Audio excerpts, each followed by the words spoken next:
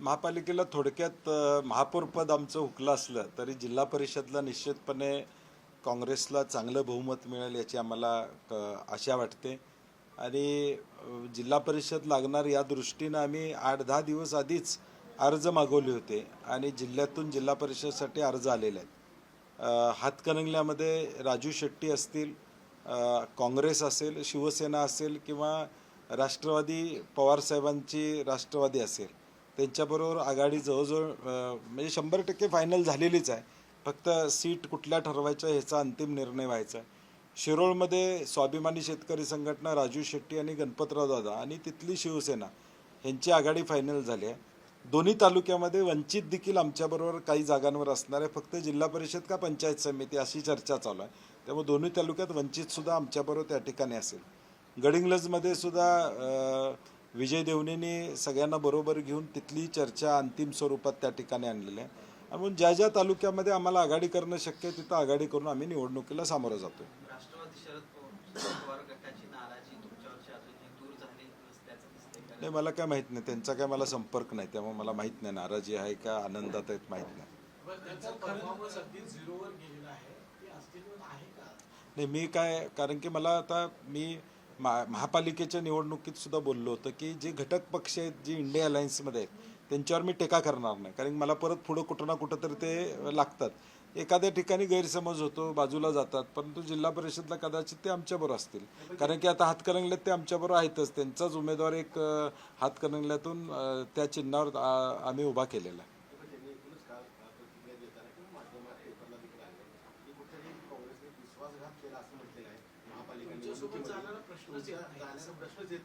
आता मला वाटतं तो त्यांचा निर्णय असेल, त्यांच्या कार्यकर्त्यांनी तो ऐकावा। मग एकटे लढून तुम्ही 34 जागा घेतला, असं असताना सुद्धा भाजपनं आता पोस्टरबाजी सुरू केलेली, काँग्रेसचा कार्यक्रम केला, धन्यवाद कोल्हापूरकर। 3 पक्ष एकत्रित लढले, त्यांना कोल्हापूरकरांनी महायुतीचा करेक्ट कार्यक्रम केला असता वेगवेगळा लढायला पाहिजे होतं।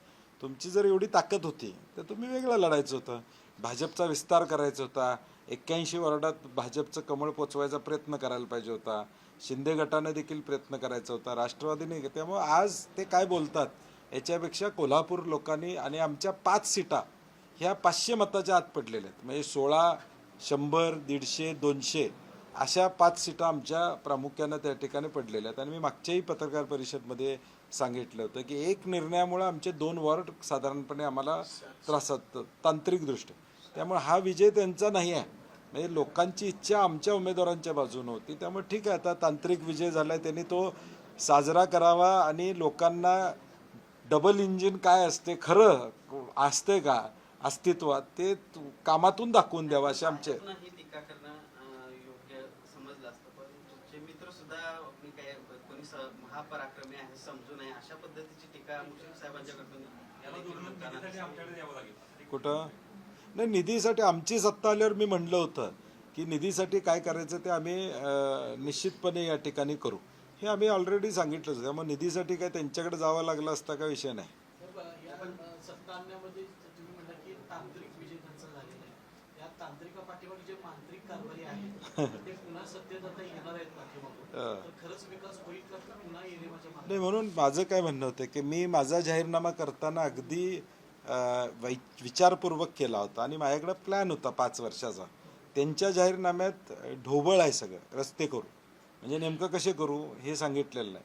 म्हणजे ज्या गोष्टी या शहराला गरजेच्या आहेत त्या त्यांनी कराव्यात अशा आमच्या अपेक्षा प्रामुख्यानं त्या ठिकाणी असणार आहे। आणि आमची उद्या एकदा आमचे सगळे 35 लोक एकत्रित येऊ, आम्ही पुढच्या आता जिल्हा परिषदच्या 5 तारखेला निवडणुका झाल्या की आमचं 35 लोकांचं प्रशिक्षण या ठिकाणी होईल।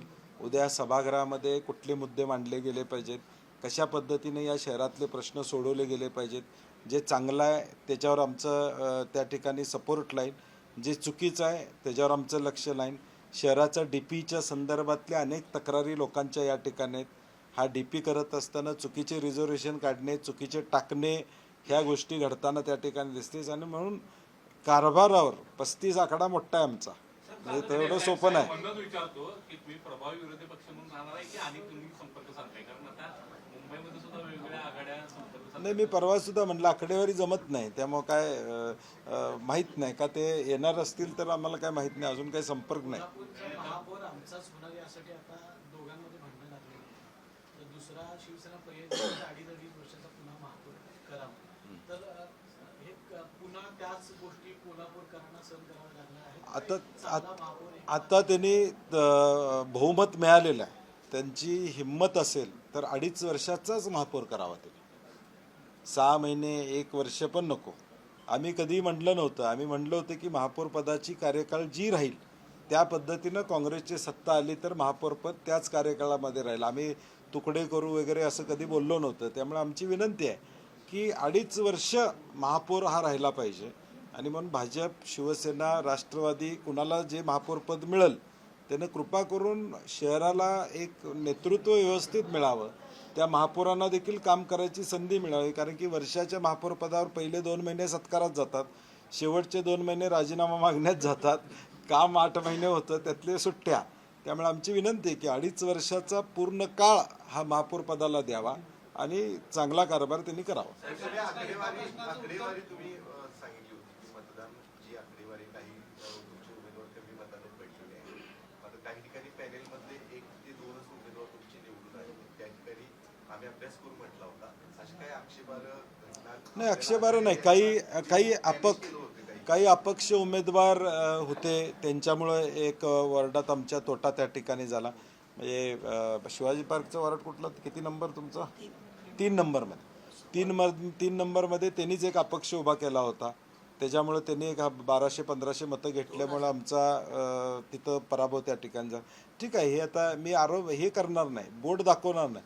त्यांनी त्यांची स्ट्रॅटेजी केली, आमची स्ट्रॅटेजी सुद्धा काही वॉर्डामध्ये तशी केलेली आहे. काल चंद्रकांत दादांनी असं म्हटलं आहे की काँग्रेस सोडून कुणाशी युती करायला चालेल, काँग्रेससोबत कोणाशी करणार, काँग्रेसच आहे इकडं. कारण मुंबईमध्ये शिंदेना बाजूला ठेवण्याचा प्रयत्न होतोय. जर शिंदे तुमच्याकडे आला तर मॅजिक फिगर तुमची जमू शकते म्हणून म्हणलं. नाही, मला वाटतं आज त्याची चर्चा करणार, कारण मुंबईत काय घडते मला नेमकं त्या ठिकाणी माहीत नाही की बाबा काय परंतु मराठी बाणा कशा पद्धतीनं दिसणार आहे याच्यावर मुंबईचं महापौरपदाचं गणित राहणार आहे. काँग्रेसची भूमिका काय राहणार आहे? मुंबईमध्ये शिवसेना एकनाथ शिंदेनी आपल्या सगळ्या नगरसेवकांना एका हॉटेलमध्ये नेमून दिलं आहे. तर आज सकाळी उद्धव ठाकरेंना मुख्यमंत्र्यांचा फोन केला अशा काही बातम्या आहेत. आणि त्यामध्ये असं म्हणतात की 2017चा फॉर्म्युला पुन्हा येणार का, तर हा नेमका काय फॉर्म्युला होता? नाही, मला वाटतं आता त्यांची फोनवरची चर्चा मला कळणार नाही किंवा काय झालं माहीत नाही, मला काय वाटत नाही तसं काय घडेल. परंतु एक धास्ती मात्र भाजपची घेतलेली आहे, त्याशी हॉटेलमध्ये ठेवणार कशासाठी? मुंबई काँग्रेसची काय भूमिका? एका प्रश्नाचं उत्तर राहून गेलं, मगाशी विचारलं होतं. 35 जागा मिळवल्या म्हणजे काय वीर पराक्रम केला नाही असं मुश्रीफांनी म्हटलेलं आहे. मला वाटते 35 जागा देणाऱ्या लोकांचा अपमान आहे. कारण की 35 जागा बंटी पाटलांनी मिळवल्या नाहीत, जनतेनं दिलेल्या आहेत. साहेब, कागलमध्ये जिल्हा परिषदेला महायुती विरोधात शिंदेची शिवसेना असं चित्र आहे. आपण कागलमध्ये शिंदे सेनेला सोबत घेऊ शकते काँग्रेस? आज त्याच्यावर बोलणं संयुक्तिक आहे, परवा दिवशी तुम्हाला कळेल. पण जे पॉलिटिक्स मुंबईमध्ये सुरू आहे त्यावर एकनाथ शिंदेचा दावा आहे की नगरसेवकांना एकमेकाची ओळख व्हावी म्हणून हॉटेल ते सरळ आहे की ते फोडू नये म्हणूनच त्यांनी त्यांच्या लोकांना बरोबर ठेवलेलं आहे. शिंदेच्या शिवसेनेला जर कोल्हापुरात महापौर पद जे आता मागता येते ते जर नाही दिलं किंवा काही पुढं त्यांच्यामध्येच मतभेद झाले तर काँग्रेस त्याच्यासाठी आता काय जर तरच्या गोष्टीवर जाहीर बोलता येणार नाही, बॅकडोर चर्चा जाहीर कशी करणार? आज त्याच्यावर मी बोलू शकत नाही. आपण जसं ह्या निकालाला विचारलं की जर भाजपचे जर थोडे नगरसेवक आले असतील तर आम्हाला अप्रूव्ह झाले असते, आम्ही त्यांना अप्रूव्ह झालो असतो, महापौर पण त्यांना दिला असतं. तसं शिंदे सेनेचे जर काही नगरसेवक आपल्याला बॅकडोर चर्चा फ्रंटवर कशी आणणार? अजून काय 2-3 दिवस अजून वेळ, अजून गॅझेट निघायचं आहे, महापौर पदाची तारीख निघायचं आहे, महापौरचं आरक्षण निघायचं आहे, फॉर्मेशन व्हायचं आहे, महापौर पदाचं आरक्षण निघलं पाहिजे, त्यात काय होते त्याच्यावर सगळ्या गोष्टी घडतील. पाईपलाईन मध्ये प्रोजेक्ट आहे. गोकुळची निवडणूक तोंडावर आहे अशा वेळी विश्वास आबाजी पाटील हे शिवसेनेसोबत गेले आहेत. तर गोकुळच्या या इलेक्शनमध्ये त्याचा नाही सध्या काय झालं की महापालिकेतनं जिल्हा परिषदमध्ये आलोय, अजून जिल्हा परिषदमधनं गोकुळमध्ये जायचं आहे, त्याच्यामध्ये मुलग्याचं लग्न आहे माझ्या, त्यामुळं थोडा वेळ द्या याच्यावर बोलायला. त्यावेळी दुसरा एक प्रश्न होता की मुंबईत आता बिहार भवन उभारलं जाणार आहे, त्या संदर्भात भाजप आणि जेडीयू सरकारचा जो निर्णय आहे तो निर्णय झालेला आहे. साधारणतः 25 ते 30 मजली हे भवन असणार असं सांगितलं जाते. काय एकूणच या निर्णयाकडे पाहता, कारण या सगळ्या निवडणुकीत मराठीचा मुद्दा जो आहे तो पुढे आला होता आणि मुंबईतच आता हे जे बिहार भवन आहे ते नाही, उभारलं. मला वाटतं बऱ्याच राज्यांची भवन तिथं राज्य उभारत आहेत, सरकार त्यांना कशी मदत करते हा महत्त्वाचा विषय आहे. आणि म्हणून सरकारनं सगळ्यांसाठी करत असताना एका राज्यासाठी एक धोरण किंवा दुसऱ्या राज्यासाठी असं न धोरण करता ती भूमिका घेतली पाहिजे. आमची सातत्यानं मागणी आहे की मराठी माणसं जी महाराष्ट्रातली तिथं मुंबईला येतात त्यांच्यासाठी काहीतरी व्यवस्था त्या ठिकाणी असली पाहिजे. मग कामाच्या निमित्तानं येतात, ट्रीटमेंटच्या निमित्तानं येतात, त्यांच्यासाठी म्हणून काही व्यवस्था करता येते का? मध्ये तसा एक प्रस्ताव होता, त्याच्यावर सरकारनं निर्णय घ्यावा.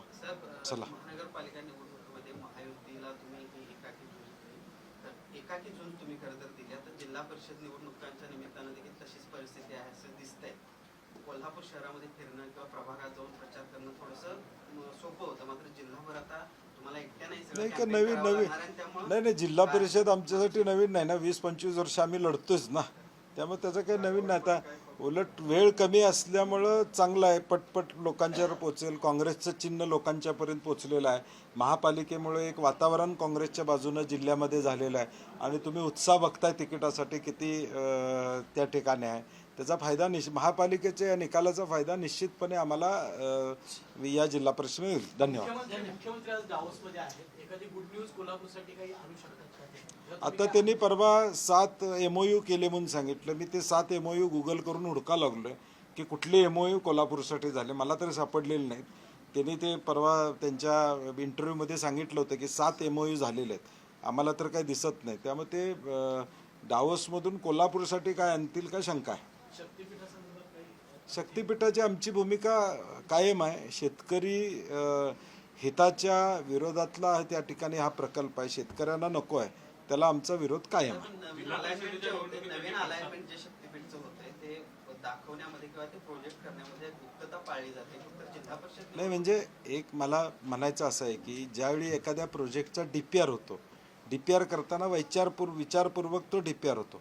4-4 वेळा तुम्ही अलाइनमेंट बदलत असतील तर त्या प्रोजेक्टची गरज नाही. एखादा प्रोजेक्ट ज्यावेळी होतो त्यावेळी त्याचा DPR होतो, त्याचा सगळा विचार केला जातो. तुम्ही 4-4 वेळा अलाइनमेंट बदलता याचाच अर्थ या प्रोजेक्टची गरज नाही. पण या जिल्हा परिषद निवडणुकांमध्ये याचा फटका बसेल म्हणूनच फक्त हे नवीन नाही अलाइनमेंट नाही हे अलाइनमेंट ऑलरेडी बाहेर आलेलं आहे, अनेक तालुक्यामधून ते जाणार आहे. आता तो मुद्दा निवडणुकीमध्ये पुढे येईलच. धन्यवाद.